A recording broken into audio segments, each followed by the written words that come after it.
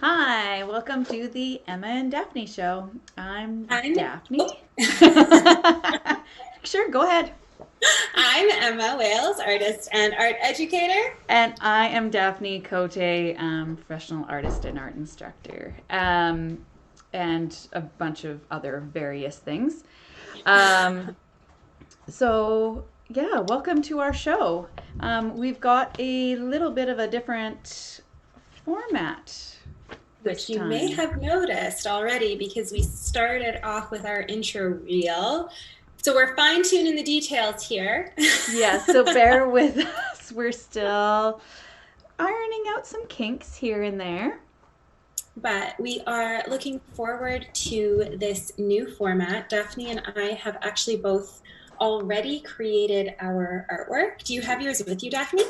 I do. I just have to flip to it. Me too, actually. I don't have mine ready. So we have finished our artwork ahead of time. Here's mine. And here is mine. And we are going to play a sped up version of us creating for you so that hopefully our entire episodes from here on out are around the 25-minute mark. Is that the goal? I'm going with the flow. Whatever you like, Emma. She's our timekeeper. You have to be. I know. That's why I need you. Anyway, so we are trying to cram in all of the creative banter with a little bit less creation time. I'm sure we'll talk more later on about what we like more about this process and maybe if there's anything that we miss from the other process as well. Yeah. But yeah, I think it'll be really fun to see it come together just a little bit more quickly. Yes. Well, there were so many different aspects to it that I think worked out really well. So, yeah, I'm excited. So are you ready? I'm ready. Are you ready? I am ready. All right. So, oh, wait a second. No, this is what I want to do. Sorry. You know what? Jump the gun a little bit. You know what I just realized? What did you realize? Is that you're going to play the time lapse in the video. I can't watch it with you though. I'll be behind it because I'll be watching it with the YouTube video because I can't see your screen. Yes. Again, little technical things that we're going to iron out as we go. Who knows? It could be a little bit fun. Yeah, so I'm going to be a little bit behind. It looks like it's on pause right now. Have you already pressed play? I have not pressed play yet. Sorry, I'm just trying to, yeah, there we go. You know what? Maybe I can sync up my video. Oh, okay. So just bear with us one moment. We're going to figure this out. So we used watercolor, and this whole month's theme is landscapes. We thought that would be great for July as everybody's starting, well, in the Americas, are starting to get outside, get gardening, camping, whatever else that you may be allowed to do. We have started the show because of the pandemic, and so we know that some things are limited. Anyways, we are going to do some landscapes. Were you able to get your video up? The thing is I found it, but I can't mute it without muting you. Oh, of course. So I'll just watch a little bit behind. I'll watch the YouTube live stream. Yeah. So I'll be, I don't know, however far behind you that is.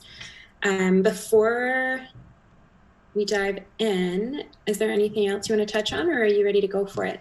I am ready to go for it. All right, let's do this thing. Okay.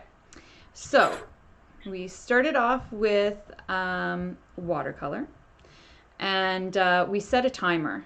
So Emma, again, our wonderful timekeeping gal, she set her timer. And then 40 minutes. So we have 40 minutes each to work on. How did you start again? You were using masking? Well, our topic or our theme was atmospheric perspective. So we had this beautiful reference photo that Daphne had taken on a hike. And the only parameters we set was that we were going to use paint. So I did a little bit of prep in mine. I don't think you needed to in yours though, right?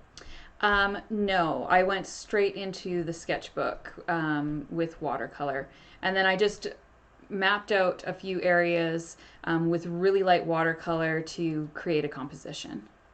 Yeah, for me, I decided that instead of doing one big one, I'm really impatient when it comes to watercolor. I often don't like to give it enough time to dry. So a kind of side step for me is to work on more than one at once. So I had 4 mini watercolor paintings going. So I just threw down some masking tape. I used this masking fluid as well. Yeah, so that's what she's using right now is on her brush is that masking fluid. Yeah, to kind of block off some of that white space for the clouds. Yeah, that stuff is so much fun. Yeah, I love it. I accidentally spilt a little bit up on my page though while I was opening it. Maybe don't open it directly over the paper that you're going to be working on. Good. It's a good tip. Yeah. I know that you were looking for some masking fluid too when we got started, but yours wasn't. No, mine wasn't working. So I always get the masking fluid that rubs off. So not the stuff that's permanent that stays on top. This stuff looks off too. Yes, so exactly. And it comes in a bunch of different forms. So some you can paint on. And then what I had bought was it's an actual like little pen that the masking fluid comes out of. So you don't even need a brush. You just draw it on in this pen form, which is pretty cool. But again, it was all used up because I had been teaching watercolor classes most of the fall and winter. So it was all gone. Well, and I find that often those ones, like the tips, like they don't keep as long, I think. Yeah, like they I've don't. Had this stuff for like probably 10 or 15 years. Yes. I just refound it. Yeah, I don't think it lasts more than about 3 or 4 years, I think. Just because the ends get all gummy, and usually they come with multiple tips so that you can switch it out, but this one's just toast. Plus it's pretty empty. I used it a lot. So with your composition, once you started blocking in the colors, how did you get to work on your landscape? Well, I was really focused on color mixing. So I wanted to get some relatively accurate colors. So whenever I approach a project, whether it's a painting or drawing, I try to come up with some sort of skill that I want to work on. So for this one, I really wanted to play around with color and get the different variations of color going on so I could get that atmospheric perspective feeling. So the colors that are closer are a little bit warmer, brighter, and then as they recede into the mountains, as you can see right now, there's a lot of blue in the center of the painting, and that's to give that like atmospheric perspective glance. And then also, as we'll see later on, is that the things that are closer up have more of a light and shadow contrast, whereas the contrast isn't so obvious in the stuff in the background. Yeah, I love that the way you phrased it, that you said you always have a project for yourself whenever you're painting or drawing, and especially with this show. Daphne and I always work with the same reference image or the same topic or prompt, but we both kind of come up with our own projects, which sometimes we reveal to each other at the start of the show, and sometimes they're kind of tucked up our sleeves for surprises later. But my project for this one was with my watercolor, I was focusing more on saturation rather than on color. So whereas Daphne's was bluer in the distance, I had more water. My color was less saturated or less pigmented in the background than it was. And as I moved forward, I started to mix in more pigment. So by the terms like saturation, you're kind of meaning like tonal value, right? Light and dark? Yeah, I'm talking like paint and water. Like I had a higher saturation of paint. Yeah. To water, yeah. Yeah.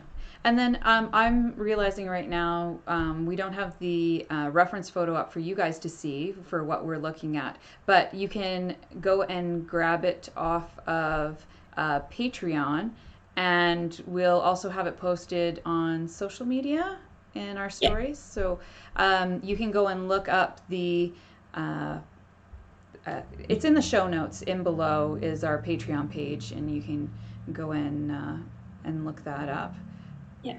And the most recent post on our Patreon page is actually a public post. Yes. About our new monthly theme. So every month, as you know, we have a new theme, and this atmospheric perspective photograph that we're working from is kicking off our landscape theme for the month. So we'll have 3 more weeks of landscape coming up in July. Yeah. So I'm just watching here, and so it's really quite interesting because when we were creating these, I didn't see what she was creating. So I was just like super hyper focused on mine. I didn't look over to yours. But so you didn't just start with one and then finish it and go to another. You were jumping around to all 4 the whole entire time. So I didn't bring out my blow dryer. I'm way too impatient. Like when I say I'm too impatient for watercolor, I am way too impatient for watercolor. So I would do my best to do a wash in the background, but this paper didn't take too kindly to washes. Oh.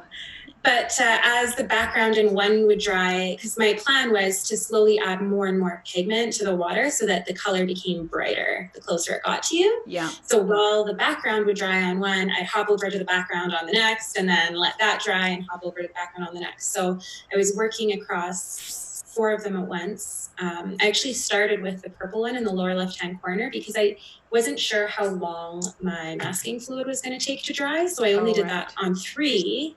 So while those were drying, I started with my purple one, and I just left white space for the clouds. Right, yeah.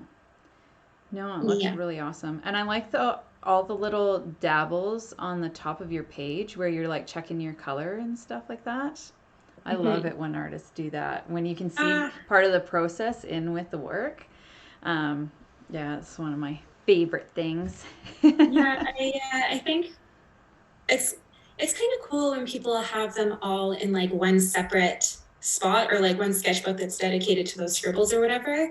But I also really love kind of seeing them on the side. It's kind of like when you get a book from the used bookstore or you borrow one of your friend's books and they've got marginalia. Yeah. It's like little insight into the nuggets that they kept or how they, I love that too.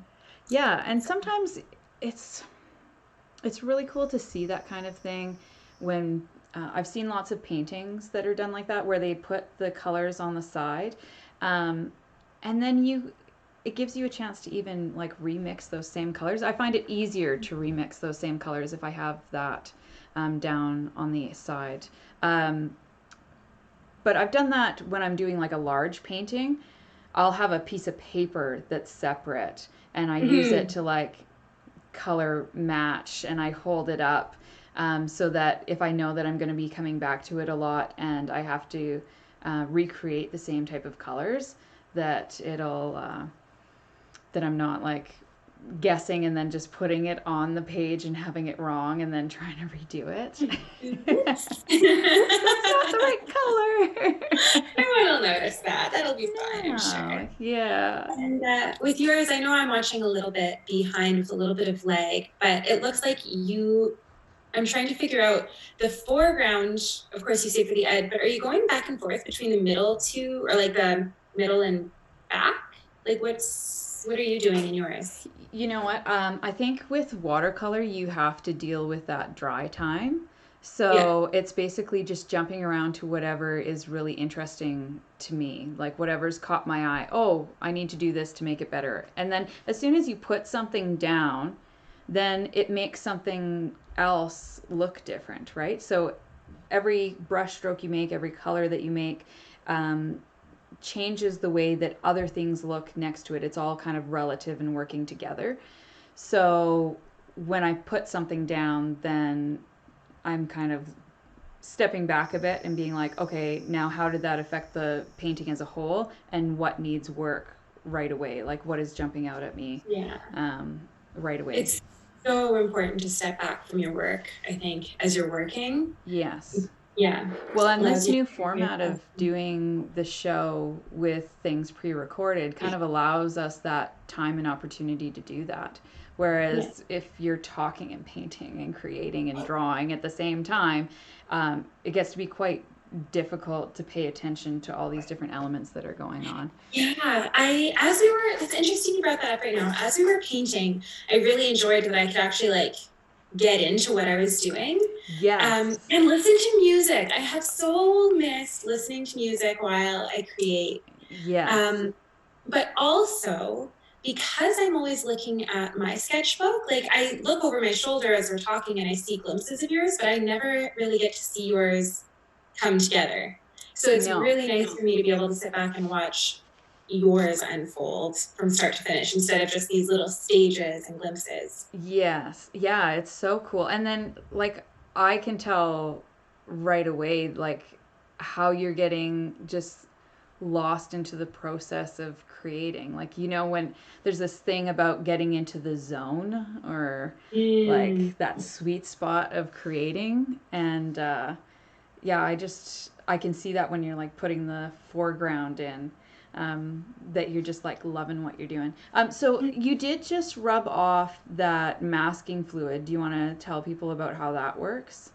Yeah, so I'm not a scientist, but this stuff, it's almost like a glue, but it doesn't fully adhere to the page. So I know Daphne was saying earlier, there's some that you can get that you paint and you leave on, which I have some of that in the house too, but I like this stuff. So just once it's dry, you do your washes over it, you paint completely over it, and you just kind of rub it with your finger, and it like gums up and peels off.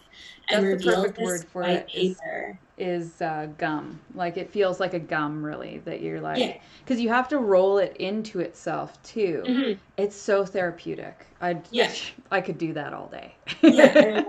I for one of my girlfriend's engagement gifts, where I had like used masking fluid to write initials and I made this little wreath around it, and then for her bachelorette party we all just did a watercolor wash over top of it. So like all of her friends did this collaborative painting. Yeah, it was lots of fun. Oh, that's really cool. That's a great idea. Oh, I like that. Yeah, it's really pretty. I thought I was the tape off your watercolor. I have a tip for that. If you're pulling tape off of paper, that you're masking tape, to fold it down and hold it against the page and pull it off so that it doesn't rip the paper as you go. Because if you pull it straight up and across, then it tends to take some of the paper with it. Not only that, do you ever put it on your clothes first? Oh yeah, that's a great idea. Put the sticky side onto your clothes. It's not ideal when I'm like doing it for other people's artwork and Millie fur is coming off of my clothes. But just having that lint stick to the tape so that your tape's not so sticky on your paper, it gives us a little bit softer coming off. Yes, great tip. Do you want to talk about, you are signing your name here. We're at the end of the video. But that's kind of important, your placement. How did you decide? Yeah. I initially was going to just do it one signature for all of it, in which case I wanted to do it in the lower right-hand corner of the blue one. Yeah. But then I'm like, no, they're all kind of their own little thing. And I feel like everything I've added to one painting, I added to another. So then in terms of like keeping them all compositionally similar, I wanted to add them, and I didn't like the lower right-hand corner. So I actually did it in the upper right-hand corner. Yeah. Just so that there's a little bit more contrast against the sky there. Yeah, I thought it was. Did you sign this one? I didn't see. I did. It was just little on the bottom. Where are we here? Our video restarted. Oh no, it didn't. It's just us talking now. Yep. So much to learn. Turn it around properly. So I have it right here. Yeah. So I just add it in a similar color to the trees. Your sky is beautiful. Thank you. You know what? If I had a little bit more time, so we did time ourselves, so we didn't go over a certain amount of time. But if I had more time, I probably would have added some white gouache to the clouds. That's the only thing that I would have done extra. I love that, and the color in the middle there. It was tough for me to see because I'm just watching it on my phone screen. It's about this big, and it was a little laggy. So forgive me for maybe not asking as many thoughtful questions as you guys. I think this was good. Yeah, and you know what else I really like? Not just in terms of recording it ahead of time for the creative process, I found conversation. It's a lot easier for me to listen to what you're saying and focus on you, and we can volley a little bit more than when you're kind of doing. So. Yeah. So, and like, feel free to post comments as to how you like this new format. Yeah, because I'd like to hear what other people think. Because we just get our side of what it feels like to create it. I don't know about you, but I don't really go back and watch them. No, sometimes I'll try to check out the sound. Oh, yes. And make sure that our sound is okay. How is the sound, by the way? Anybody watching, please let us know. We do read comments. Yes, we do. Yeah, and we appreciate them. So, yeah. And as always, if you have any questions, like, I love asking Daphne questions. I love hearing the answers. If you have any questions for either of us, that's exactly why we do it live. So please don't be shy. Let us know. We're happy to include that in, if not this episode, then happy to come back and answer in a future episode. That's exactly right. So if the show's over, you're watching it recorded, again, just go and post something in the comments, hit a like, hit a share, please subscribe. That would help us. We are trying to get our own like YouTube URL, and that would really help us if you did subscribe. We are 52 subscribers away from that goal. Yes, so please help us do that. And then also, if you want to ask us any questions, feel free to follow us on social media and post some comments there as well. You can ask us anything you like. I do have one more question. Yeah, please. Are you participating in the online art walk this year? No. No, I haven't had time to look into it too much either. I just figured they have something else too, that it's not just online, but they have an actual art walk, but it's just for a shorter list of artists. But you know what? I need to research it. So yeah, I haven't into it there. Definitely recommend go and check out the Paint Spot in Edmonton, so paintspot.ca, and find out what's going on this summer with the art walk, which is always a fun thing to go to in July. And I guess now there's going to be some sort of online thing, which is cool. Yeah, well, and it's a great way to support. I'm assuming if you're watching this show, you're all for supporting Edmonton artists. So it's another platform to kind of support the Edmonton arts, which is great. Yeah. So fantastic. Well, did you have fun? I had fun, except for the part about my back. I threw out my back this morning. Yeah. I hate that more than anything. Yeah. It's time for a hot bath, but that nagging pain aside, how about you? I'm doing well, and I like this. I like this format. It's like I like this format. Quick and snappy. Only we need to figure out how we can watch together without. Maybe I just need another screen out here. Yes, and you know what? I think next week we will post the reference image with the with what we're doing, so that you can see what we're looking at.